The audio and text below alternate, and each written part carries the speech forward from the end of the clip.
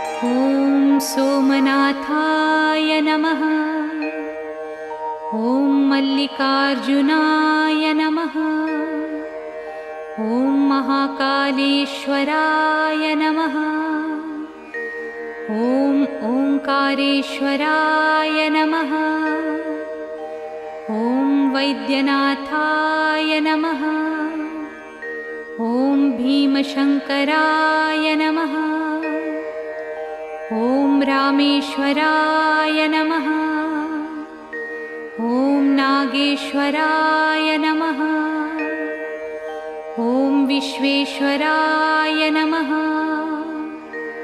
ॐ त्र्यम्बकेश्वराय नमः।